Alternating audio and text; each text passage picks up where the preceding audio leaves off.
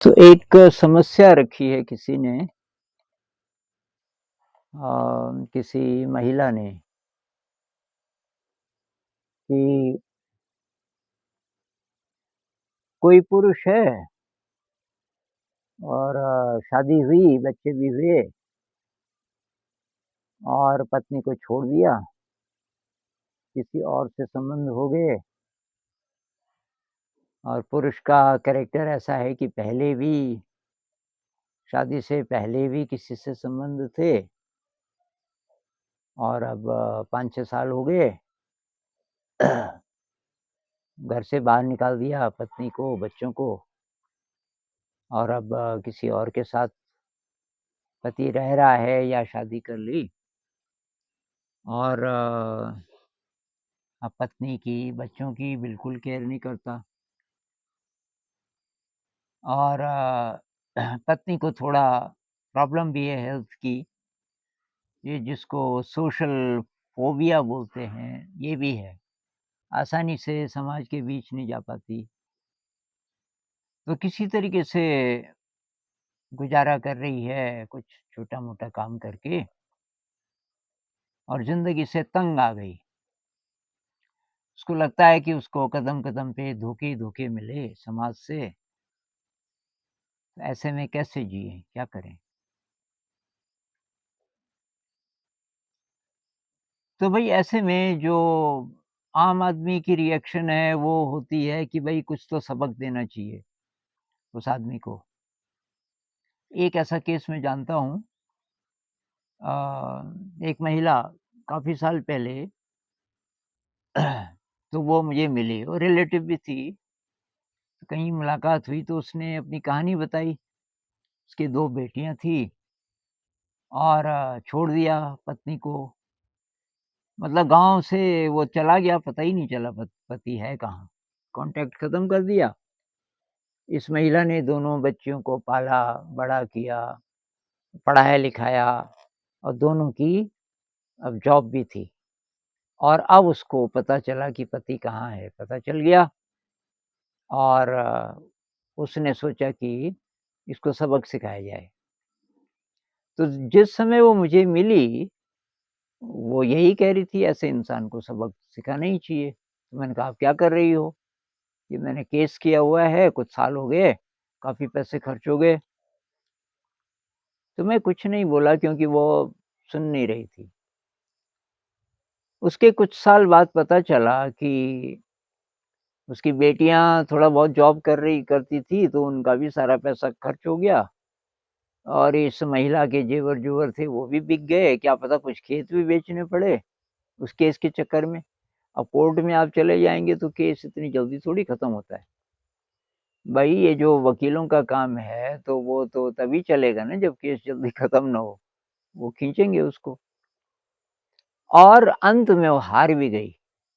अंत में वो केस को हार भी गई, बहुत पैसा भी खर्च हो गया और उसको इतनी निराशा हुई कि फिर उसकी डेथ हो गई। अ, तो ये जो बदला लेने वाली भावना है या कह लो कि उसको सबक सिखाने वाली ये जो वृत्ति है, इससे तो फ़ायदा होने वाला है नहीं, चाहे आप जीत भी जाओ। आप जीत भी गए तो भी बहुत पैसे खर्च होंगे, संबंध तभी भी अच्छे होने वाले नहीं हैं। वो आदमी अगर हर महीना कुछ पैसा देने भी लग जाए, तो उसमें फीलिंग अच्छी नहीं होती और ज़िंदगी में कड़वाहट चलती रहती है। तो भई बेस्ट तरीका तो ये है, जो अध्यात्म का रास्ता है, उस एंगल से अगर हम देखें, बेस्ट तरीका है कि आप शक्तिशाली बनिए। आप शक्तिशाली बनिए, ये सोशल फ़ोबिया इस पे तो एक वीडियो अभी बनाया है मैंने। कुछ नहीं है सोशल फ़ोबिया, आप अंदर से सर्वशक्तिमान हो, अपनी ज़िंदगी को रीबिल्ड करो, दोबारा से अपनी ज़िंदगी को बनाओ। कुछ दिन पहले मैंने एक वीडियो बनाया था कि इंसान की ज़िंदगी बरगद की तरह है। बरगद का पेड़ जब बड़ा होता है तो उसकी जटाएँ निकलती हैं और वो जटाएँ ज़मीन के अंदर फिर चली जाती हैं। तो उसका मेन तना जो था वो सड़ भी जाए, तो वो जो जटाएँ हैं, हर जटा एक तना बन जाती है। इसी प्रकार से हम अपनी शक्ति को ढूँढें, तो हम दोबारा से अपने को रिबिल्ड कर सकते हैं, अपनी ज़िंदगी को दोबारा से खड़ा कर सकते हैं। ये सोशल फ़ोबिया वग़ैरह इसके तो मैंने तरीके बताए। मेडिटेशन शुरू करो, ईश्वर पे विश्वास रखो। ईश्वर तब मदद करता है जब हम सशक्त बनते हैं। ईश्वर कोई व्यक्ति नहीं है। ईश्वर ऐसे है कि जैसे हम शक्तिशाली बनेंगे, तो हम फिर ज़्यादा वज़न उठा सकते हैं, ज़्यादा काम कर सकते हैं। उसी प्रकार से जब हम अपनी शक्ति बढ़ाएँगे, आध्यात्मिक शक्ति बढ़ाएँगे, तो उस बढ़ी हुई शक्ति से फिर चमत्कार होने शुरू होते हैं। तो मैं तो आपको ये सलाह दूँगा कि भई मेडिटेशन करो, ध्यान का रास्ता अपनाओ और ये परमात्मा पे विश्वास रखो, जो हमें लाया इस दुनिया में कोई शक्ति बड़ी, अभी तक जितने दुःख झेले, वो सारे पॉज़िटिव हो जाएँगे। दुःख से इंसान सीखता है बहुत ज़्यादा। अब मेरी भी ज़िंदगी में बहुत दुःख आए अलग प्रकार के, लेकिन उन दुखों से मैं शक्तिशाली बना। दुखों से हम सीखते हैं बहुत सारी चीज़ें और आपके पास तो बच्चे भी हैं अपने, उन बच्चों को भी कुछ बनाइए ज़िंदगी में और ये जॉब वग़ैरह सब मिल जाएगा। अपनी दक्षताएँ बढ़ाइए, नए सिरे से नई-नई विद्याएँ सीखना शुरू कीजिए और अपने को रीबिल्ड कीजिए और मेडिटेशन, तो प्राणायाम कीजिए, मेडिटेशन कीजिए और क्षमा कर दीजिए। आपके साथ जो भी दुर्व्यवहार हुआ, क्षमा कर दीजिए उसको रास्ता मिलना होगा तो प्रकृति देगी रास्ता। हमारी तो यही प्रार्थना होनी चाहिए दुश्मन के लिए भी कि भई वो प्रकाश की ओर मुड़े, वो अच्छे रास्ते पे जाए। बदला लेने वाली भावना तो ये आम इंसान की होती है, लोअर एनर्जी लेवल पे। दुनिया लो एनर्जी लेवल पे चल रही है इसलिए सब जगह वही दिखाते हैं, फ़िल्मों में वही दिखाते हैं, बदला लेने की भावना। तो उसकी बजाय अपनी शक्ति बढ़ाइए, अपनी शक्ति इतनी बढ़ाइए कि कल के दिन वही आदमी दोबारा से आपकी रिस्पेक्ट करने लगे। एक और कहानी से मैं एंड करता हूँ इस बात को कि बिल्कुल ऐसा ही एक केस हुआ। एक लड़की थी, ज़्यादा पढ़ी-लिखी नहीं थी, जॉब भी नहीं थी और शादी हो गई, एक बच्चा भी था। बच्चा जब 3-4 साल का हुआ, पति ने उसको छोड़ दिया। पति की बहुत अच्छी जॉब थी और दूसरी शादी कर ली कहीं। इस लड़की ने कुछ दिन तो अपने माता-पिता के साथ रही, लेकिन इसको अंदर ही अंदर ये रहा कि यार माता-पिता के साथ मैं कब तक रहूँगी। उसने दोबारा से पढ़ाई-लिखाई करनी शुरू की, नई-नई चीज़ें सीखनी शुरू की और धीरे, धीरे, धीरे वो इतनी शक्तिशाली बनी कि उसकी फिर किसी से दोस्ती हुई किसी आदमी से।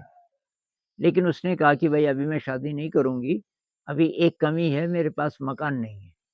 मैं जब मकान भी बना लूँगी, तो जब मैं उसको मिला 32-33 साल की हो गई थी, तो कह रही थी मेरा मकान पूरा होने वाला है, उसके बाद मैं शादी करूँगी। उसने मकान बनाया और जॉब तो पहले से थी ही और उसके बाद फिर शादी की और इस बीच उसका जो पति था, उसकी हालत खराब हो गई। मतलब ऐसी-ऐसी घटनाएँ हुई कि वो बेचारा बहुत असहाय और एक बार मिलने आया। बहुत ज़्यादा टूटा हुआ कि मैं कुछ नहीं माँग रहा हूँ तेरे से, मैं केवल सॉरी बोलने आया क्योंकि मुझे तो कोई बीमारी भी लग गई है और हमारा हमारी अच्छी खासी ज़िंदगी चल रही थी, दोनों में खूब अंडरस्टैंडिंग थी, मेरा ही दिमाग खराब हुआ और मैं तुम्हें छोड़ के चला गया, तो कुदरत मुझे सज़ा दे रही है। अब मैं ये नहीं कह रहा हूँ कि हर एक को सज़ा मिल ही जाएगी वो नहीं है बात। बात ये है कि आप शक्तिशाली बनिए, अपनी शक्ति ढूँढिए, अपनी मुस्कुराहट ढूँढिए, अपना उत्साह ढूँढिए। जिसने दुर्व्यवहार किया वो खुद भोगेगा, उसको छोड़ो, मन से उसको भी माफ़ कर दो। उसके लिए भी यही प्रार्थना होनी चाहिए कि वो अच्छे रास्ते पे चले और कुछ नहीं बिगड़ा, अपनी शक्ति ढूँढो और तुम सब कुछ कर सकती हो ज़िंदगी में और अपने बच्चों के लिए भी। और ऐसा होना चाहिए कि अगले 5 साल, 10 सालों में आपको पहचानना ही मुश्किल हो जाए, यार ये वही इंसान है जो इतनी डरती थी, सोशल फ़ोबिया भी था, घबराती थी, कहती थी कैसे जिएँ, अब देखो इसकी तरफ, ये तो एकदम खुश है, पैसा भी ठीक-ठाक कमा रही है, बच्चों को बहुत अच्छे से पढ़ा रही है और अभी औरों को भी रास्ता दिखा रही है ज़िंदगी में। ऐसा हो तब है ना बात, ऐसा हो सकता है। आप कोशिश कीजिए।